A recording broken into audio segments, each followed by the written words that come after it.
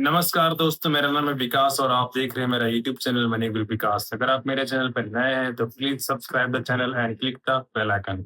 आज हम डिस्कस करने वाले हैं कि स्टॉक्स का सिलेक्शन कैसे किया जाए। अगर आप नए हैं स्टॉक मार्केट में, आप स्टॉक मार्केट में इन्वेस्टमेंट करना चाहते हैं तो आप इस वीडियो के थ्रू यह जानेंगे कि स्टॉक को कैसे सिलेक्ट किया जाए, शेयर को कैसे चुना जाए, कैसे आप उसको मतलब एनालाइज कर सकते हैं, राइट। तो ये सारा आप इस वीडियो में बने रहिए। इस वीडियो में ये सब हम समझने की कोशिश करेंगे। तो सबसे जो पहला पॉइंट है कि आपको अपना ऑब्जेक्टिव समझना होगा कि आपको कैसा कितने टाइम के लिए इन्वेस्टमेंट करना है। अगर आपको लॉन्ग टर्म इन्वेस्टमेंट करना है तो आप जो है ब्लू चिप कंपनी को टारगेट कर सकते हैं। ब्लू चिप कंपनी ये अगर नहीं भी हो तो स्मॉल कैप भी हो सकता है, मार्केट लीडर होना चाहिए, राइट। तो सबसे पहला पॉइंट है कि आप अगर स्टॉक में इंटर करना चाहते हैं तो आप लॉन्ग टर्म के लिए तो आप मेक श्योर कि वो जो कंपनी हो आपका मार्केट लीडर हो, चाहे छोटा हो या बड़ा कंपनी हो। उस सेगमेंट में, उस सेक्टर में वो मार्केट लीडर होना चाहिए। अगर मार्केट लीडर नहीं है तो उसका नंबर होना चाहिए, टॉप 10 में हो या टॉप 5 में हो, राइट। उसका कहीं ना कहीं रिकॉग्निशन इंडस्ट्री उससे रिकॉग्नाइज करता हो, जो काम करता हो उस पे, राइट। ये सबसे पहला पॉइंट।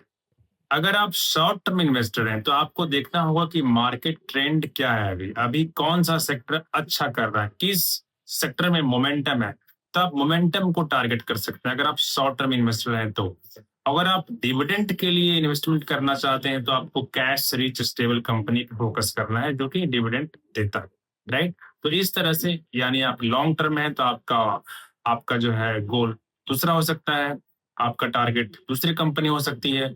आप अगर आप शॉर्ट टर्म है तो आपका टारगेट दूसरी कंपनी हो सकता है, और आप डिविडेंड लेना चाहते हैं सिर्फ तो आपका टारगेट दूसरी कंपनी हो सकती है, राइट। तो आपको अपने हिसाब से देखना है कि मेरा ऑब्जेक्टिव क्या है। क्या आप डिविडेंड लेना चाहते हैं, क्या आप लॉन्ग टर्म में जाना चाहते हैं, क्या आप शॉर्ट टर्म में जाना चाहते हैं। तो यह जानना काफी ज्यादा जरूरी है। तो सबके लिए, इन तीनों तरह के लोगों के लिए अलग अलग तरीके की कंपनी हो सकती है। तो आपको इसका ध्यान रखना है। अब जब अपने आप को आप आइडेंटिफाई कर लेते हैं कि आप किस तरह के इन्वेस्टर हैं, राइट, अपने बिहेवियर के हिसाब से, तब आपको क्या करना है। जब आप उसमें एकदम जो है तय कर लेते हैं तो आपको बिजनेस को एनालाइज करना होगा, उस कंपनी को एनालाइज करना होगा अच्छे तरीके से। आपको देखना होगा कि इस बिजनेस में मोट है या नहीं। आप जो कंपनी में इन्वेस्टमेंट करने जा रहे हैं उसमें मोट है या नहीं। मोट मतलब होता है कि वो कंपनी कोई यूनिक प्रोडक्ट बनाती है या नहीं। मतलब क्या ऐसा हो सकता है कल को कि जो आज जिस कारण से मैं इस बिजनेस में इसका शेयर में परचेज करने जा रहा हूँ, कल कोई और ऐसी कंपनी को खड़ा कर सकता है, कोई ऐसी कंपनी बना सकता है। तो फिर इसका जो है मार्केट का डोमिनेंस खत्म हो जाएगा। वो कंपनी जो है प्रॉफिट फिर शेयर करने लगेगा, मार्केट शेयर शेयर हो जाएगा, राइट।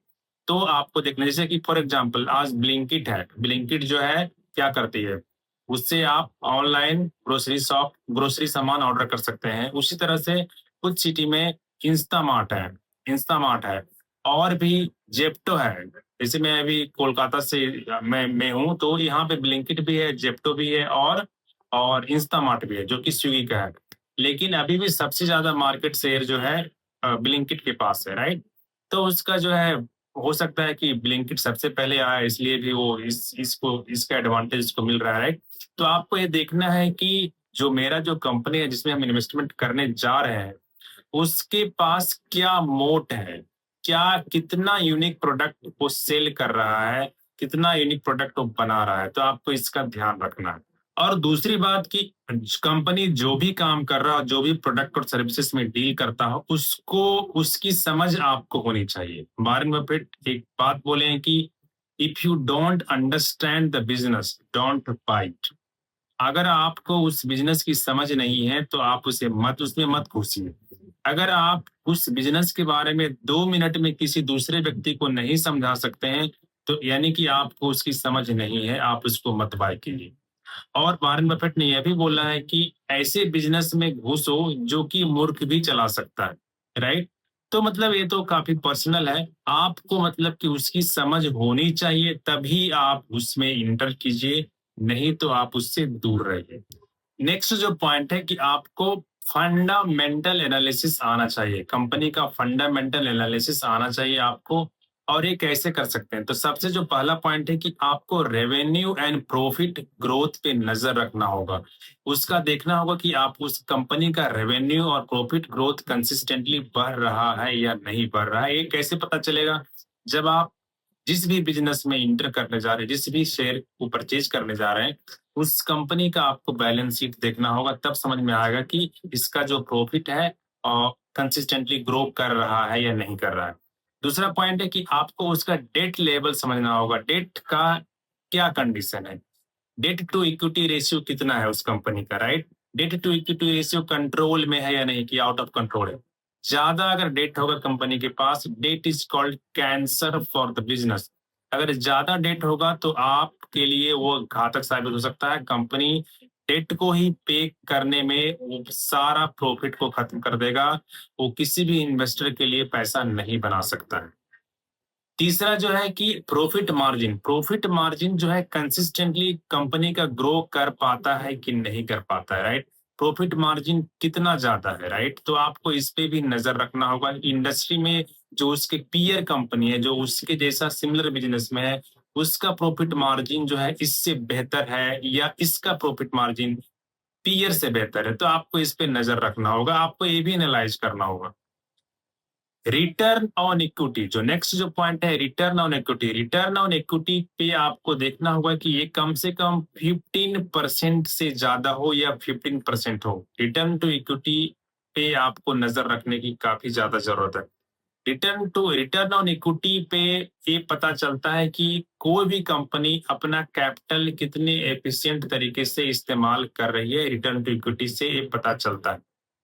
नेक्स्ट जो पॉइंट है पी रेशियो, तो पी रेशियो जितना ज्यादा अच्छा हो उतना ज्यादा अच्छा होगा। अगर कम है पी रेशियो तो कंपनी का वैल्यूएशन चाहिए। अगर पी रेशियो बहुत ज्यादा है यानी कंपनी ओवर प्राइस्ड है, तो ओवर प्राइस्ड कंपनी में इंटर करने से कोई फायदा नहीं, क्योंकि आपको फिर बहुत लंबा समय इंतजार करना होगा, आपके लिए वो पैसा बना के देगा भी या नहीं देगा, राइट? लेकिन अगर उसका पी रेशियो कंट्रोल में है, तो यानी कि अगर अट्रैक्टिव वैल्यूएशन, मतलब कि आपको जो है अट्रैक्टिव वैल्यूएशन पे ही स्टॉक में इंटर करना है, तो पी रेशियो जो है कंट्रोल में होना चाहिए। अगला एनालिसिस जो करना है आपको, इंडस्ट्री का एनालिसिस करना है कि जिस भी कंपनी के स्टॉक्स को आप परचेज कर रहे हैं वो इंडस्ट्री कैसा है। क्या ये इंडस्ट्री डेड इंडस्ट्री है? जैसे कि बहुत सारा, जैसे कि पेट्रोल व्हीकल हो गया, राइट, डीजल व्हीकल हो गया। तो इस तरह का जो व्हीकल है, अगर कोई कोई भी कंपनी जो आज ऑटोमोबाइल कंपनी अगर इस तरह की गाड़ियां ही बनाएगा तो आप उसमें इन्वेस्टमेंट ऑब्वियसली नहीं करना चाहोगे। अगर वो इलेक्ट्रिकल व्हीकल बनाएगा तब उसको आप समझ सकते हो कि इस कंपनी का फ्यूचर सही है, ये मार्केट ट्रेंड के हिसाब से चल रहा है, राइट? तो आपको देखना होगा कि जो भी कंपनी है उसका इंडस्ट्री कैसा है और वो जो है कंपनी उस ट्रेंड के हिसाब से चल रहा है या कि नहीं चल रहा है। तो इसका आपको ध्यान रखना है। दूसरा पॉइंट है कि वो कंपनी मार्केट लीडर होना चाहिए, मैंने पहले भी बता चुका है, राइट? तो इन दो बातों का आपको ध्यान में रखना है। नेक्स्ट पॉइंट है वैल्यूएशन। तो वैल्यूएशन पे जैसा कि मैंने बताया कि जो पी रेशियो होता है, तो पी अगर कम है किसी कंपनी का तभी इंटर करना चाहिए।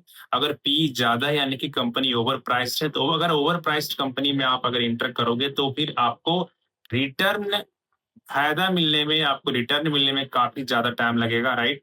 तो वैल्यूएशन पे बहुत ज्यादा नजर रखना होगा आपको। अगर वैल्यूएशन को आपको एनालाइज करना होगा, उस पीयर कंपनी मतलब उस ही तरह का जो कंपनी है मार्केट में उसका वैल्यूएशन देखिए, और जिसमें आप जिसका शेयर आप लेना चाहते हैं उसका वैल्यूएशन देखिए, दोनों को कंपेयर कीजिए।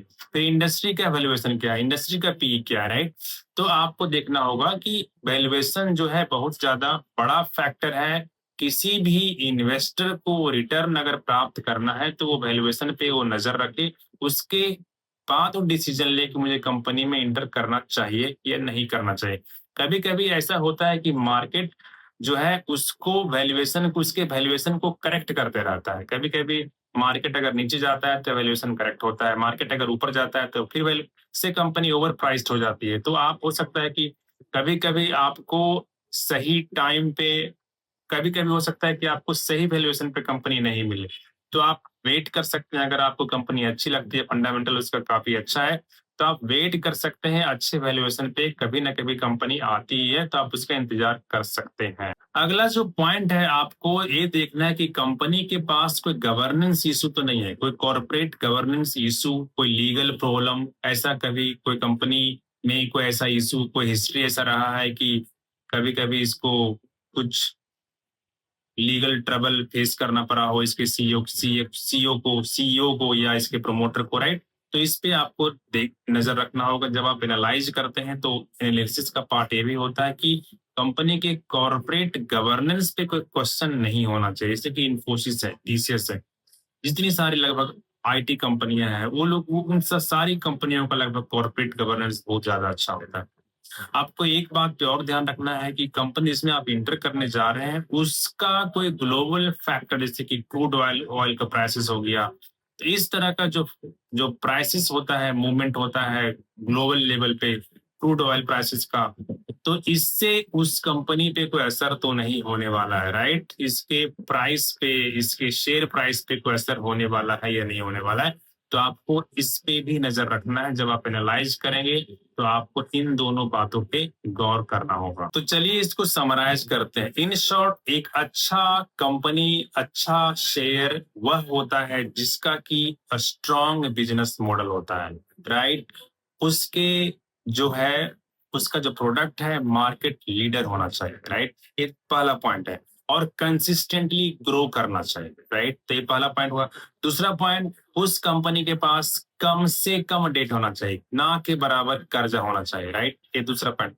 तीसरा पॉइंट, ऑनेस्ट मैनेजमेंट। कंपनी के पास कोई कॉर्पोरेट गवर्नेंस इशू, कोई लीगल ट्रबल प्रॉब्लम नहीं होना चाहिए।